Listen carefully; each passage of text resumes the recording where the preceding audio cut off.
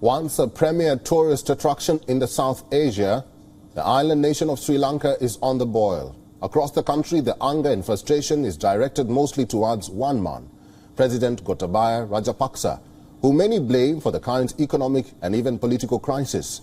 Protests have intensified across the country against the present government.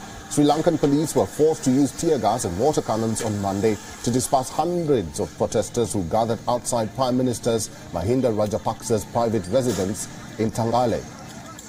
Protesting students put forth their demands.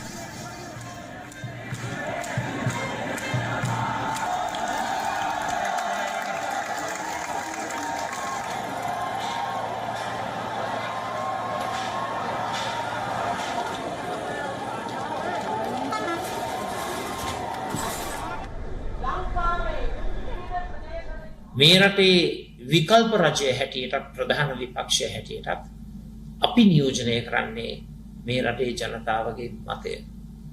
මොනම ආකාරයකින්වත් දූෂිතින් සමග හවුල් ආණ්ඩුවකට අපි සූදානම්. The thing is, we're not trying to just replace and reshuffle the same members and have the same thing happen over and over. We want systemic change.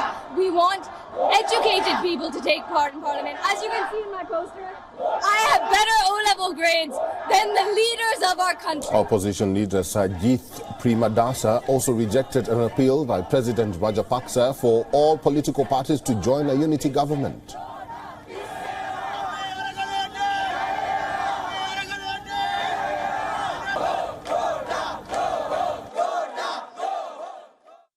Sri Lanka is not a dictatorship. This is a democracy, and we will fight for the rights of the people, and we will fight to protect democracy in our motherland. The country is dealing with its worst economic crisis since independence. The cabinet resigned and the president offered to share power with the opposition. But the result was this.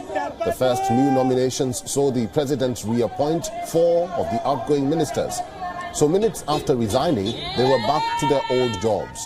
As for other cabinet positions, there are now some new faces. President Gotabaya Rajapaksa sacked his brother and Finance Minister Basil Rajapaksa. Former Justice Minister Ali Sabri will now serve as the new Finance Minister. G.L. Peiris is the new Foreign Minister. Dinesh Gunawardena was sworn in as the Education Minister. And Johnston Fernando is the new Minister of Highways. The country's central bank governor Ajith Cabral also stepped down. Ajith Cabral has long opposed an IMF bailout for the island nation and is often blamed for Sri Lanka's economic crisis right now. But these cabinet resignations may not be enough to quell the protests. What the people really want is the Rajapaksas to resign. But Gotabaya Rajapaksa and his brother Mahinda continue to hold their posts. The anti-Rajapaksa sentiment is currently gaining momentum as Sri Lanka is grappling with its worst economic crisis in decades. After months of economic hardship, the crisis has gone from bad to worse.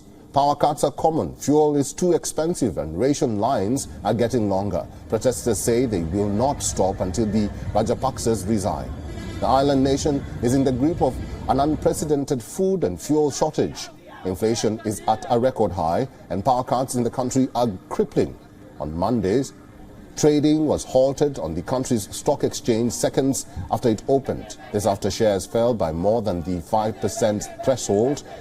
Troops and police were placed on high alert after a 36-hour curfew ended at dawn.